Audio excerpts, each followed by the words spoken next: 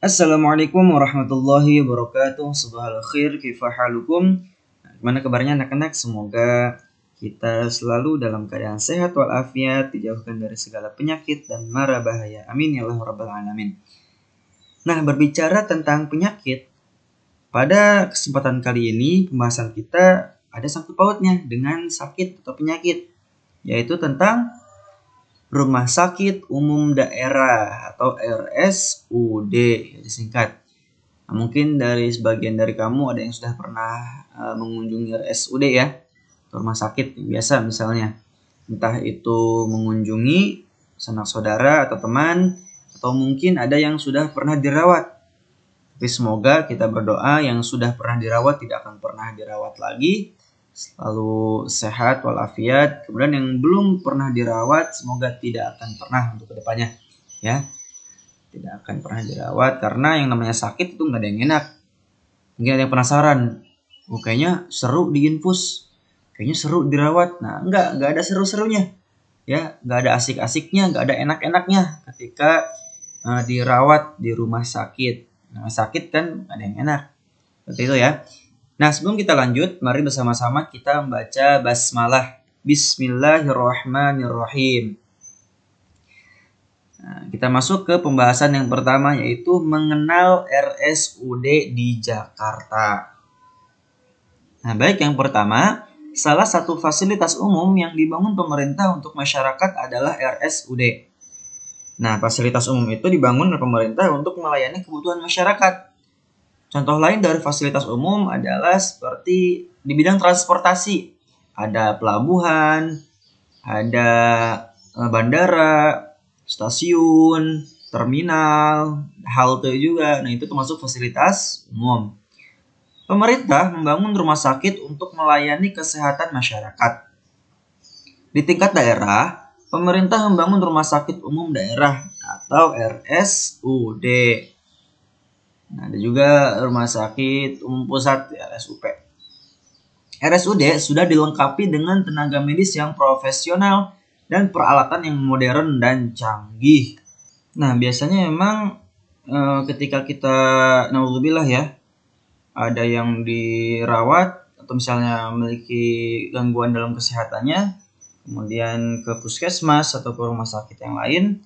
Nah, ketika rumah sakit tersebut atau puskesmas itu tidak bisa melayani dengan maksimal, atau misalkan kekurangan tenaga medis, kekurangan tenaga medis yang mumpuni ya, sesuai bidangnya, sesuai penyakitnya, kemudian ada juga mungkin kekurangan alat yang sesuai kebutuhan. Nah, biasanya kita dirujuk ke rumah sakit tertentu, ke RSUD ya, ada surat rujukan.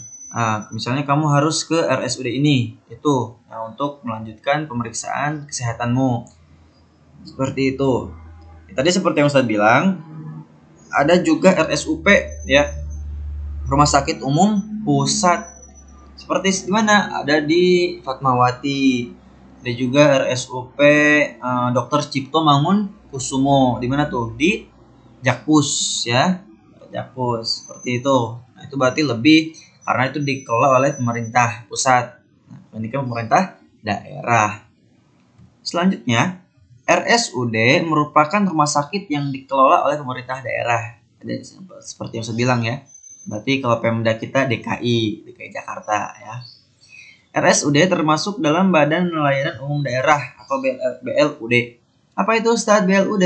Nah, BLUD adalah Satuan Kerja Perangkat Daerah atau SKPD atau unit kerja pada Satuan Kerja Perangkat Daerah yang dibentuk untuk memberikan pelayanan kesehatan kepada masyarakat tanpa mengutamakan mencari keuntungan. Nah, karena dikelola oleh pemerintah daerah langsung, maka semua biaya sudah ditanggung. Jadi, adapun biaya tambahan itu tidak akan memberatkan ke pasien. Jadi, tidak mencari keuntungan. Ya, si RSUD-nya ini tidak mencari keuntungan lebih. Yang mereka utamakan adalah keselamatan dan kesehatan masyarakat. Seperti itu ya. Beberapa RSUD Jakarta antara lain ada RSUD Pasar Rebo di Jaktim, Jakarta Timur, ada RSUD Pasar Minggu di Jakarta Selatan, ada RSUD Tarakan di Jakarta Pusat, ada RSUD Koja di Jakarta Utara, ada RSUD Taman Sari di Jakarta Barat, dan lain-lain. Masih banyak lagi. Nah, berarti tiap daerah, tiap kota ada RSUD-nya. Nah, jadi itu bisa jadi rujukan untuk tiap daerah supaya memudahkan masyarakat ketika mengalami gangguan kesehatan. Nah, selanjutnya kita akan bahas tentang fasilitas dan layanan RSUD. Nah, apa saja fasilitas dan layanannya? Yang pertama, dapat untuk berobat rawat jalan dan rawat inap. Rawat jalan adalah berobat tanpa harus menginap di rumah sakit. Sedangkan rawat inap adalah berobat yang memerlukan penanganan khusus dari dokter sehingga harus menginap di rumah sakit. Nah, ketika rawat jalan, dia ke rumah sakit hanya memeriksakan kesehatannya dan mengambil obat di apotek. Biasanya seperti itu.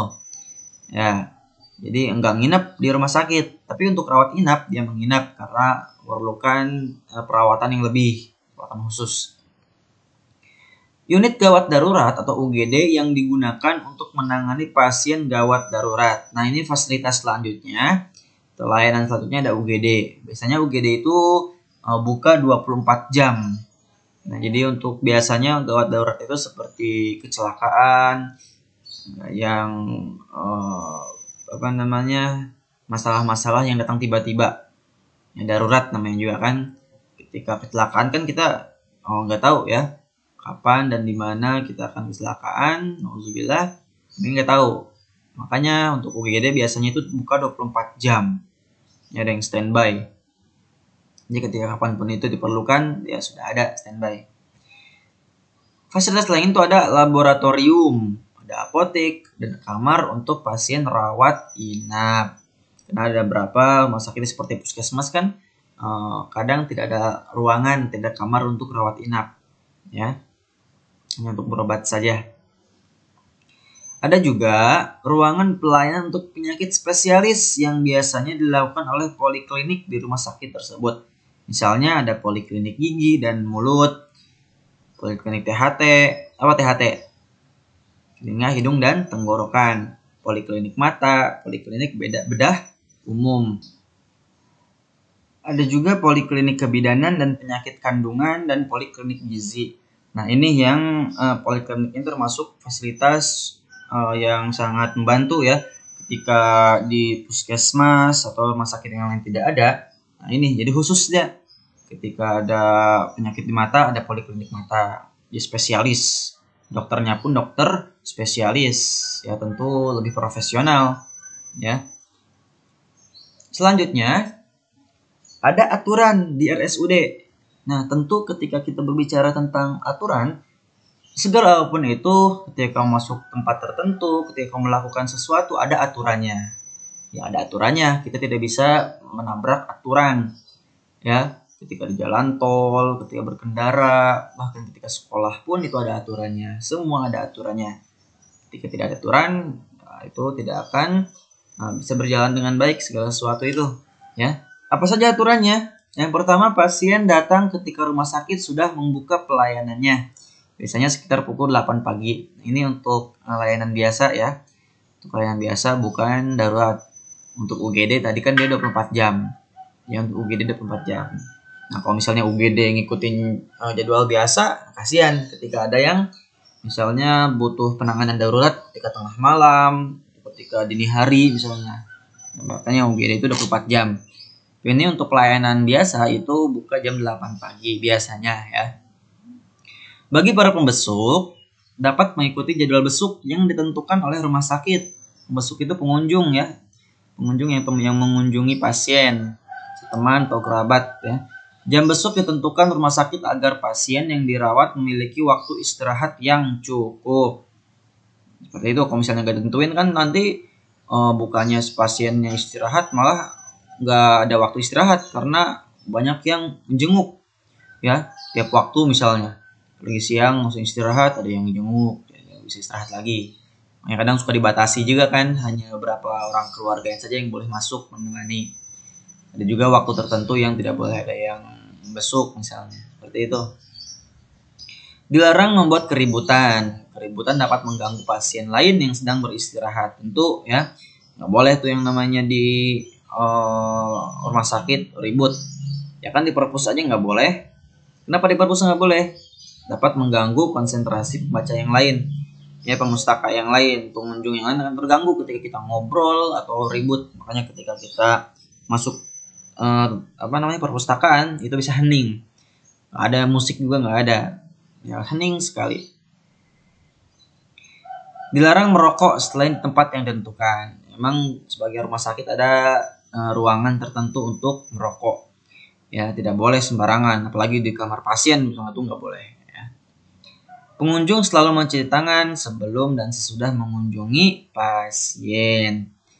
Kenapa? Karena sebelum ya takutnya kita membawa penyakit atau virus dari luar, dan sesudahnya pun khawatir ketika kita sudah dari rumah sakit kita membawa penyakit atau virus atau bakteri dari rumah sakit keluar. Makanya harus sebelum dan sudah harus mencuci tangan. Nah, itu dia materi kita pada kesempatan kali ini.